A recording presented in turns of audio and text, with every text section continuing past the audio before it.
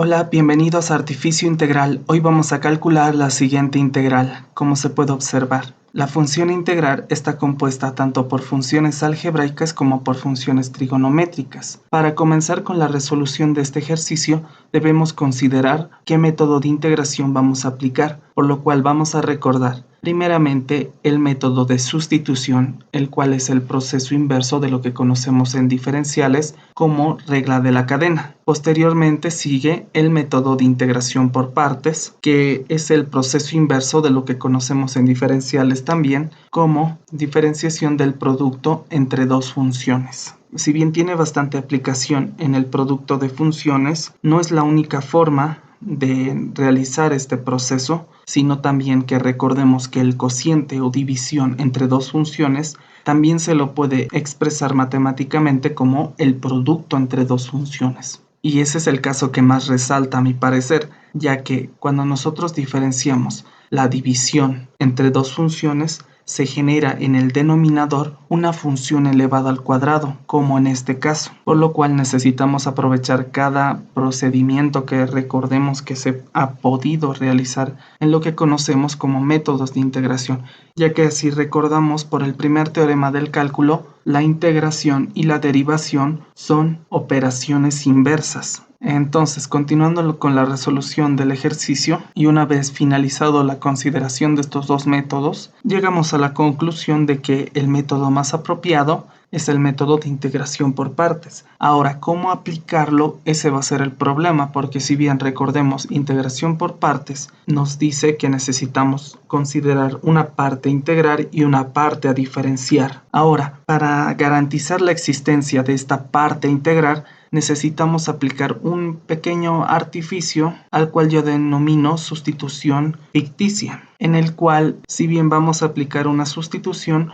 no la vamos a implementar dentro de la integral, por lo cual la función más conveniente a realizar esa sustitución va a ser a la función x por el seno de x más el coseno de x. Si bien esta función es bastante peculiar, ahora vamos a ver cómo la podemos emplear, denominándola como t. Diferenciando ambos miembros, vamos a tener que el diferencial de t es igual a seno de x por el diferencial de x más x por el coseno de x del diferencial de x menos el seno de x del diferencial de x. Simplificamos términos semejantes y lo que nos queda es que el diferencial de t va a ser igual a x por el coseno de x del diferencial de x. De esta forma hemos terminado de aplicar la sustitución ficticia. Ahora sabemos qué función es la que necesitamos para garantizar la existencia de la función a integrar, por lo cual vamos a necesitar multiplicar tanto al numerador como al denominador de la función a integrar. Entonces lo tendríamos de esta forma, conservando la parte a integrar y la parte a diferenciar la vamos a simplificar para que sea mucho más sencillo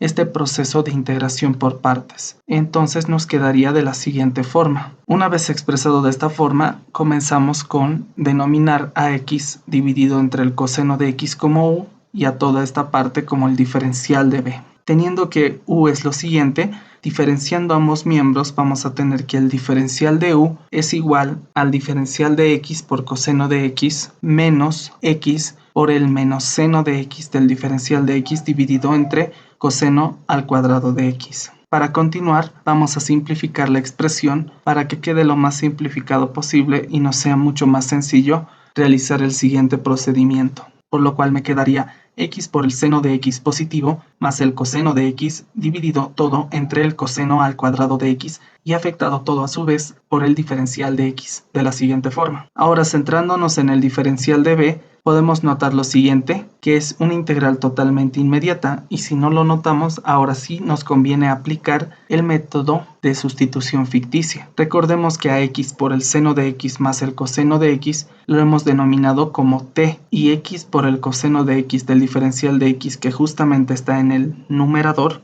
va a ser el diferencial de t. Entonces, tras aplicar el cambio de variable en el diferencial de b, vamos a tener que es igual a 1 dividido entre t al cuadrado afectado por el diferencial de t. Una integral totalmente inmediata tras expresarlo en su forma exponencial. Entonces, integrando, ambos miembros vamos a tener que b es igual a menos 1 sobre t. Y como último paso, para tener a b en función de x, regresamos el cambio de variable que hemos realizado y tendríamos que b es igual a menos 1 dividido entre x por el seno de x más el coseno de x de la siguiente forma.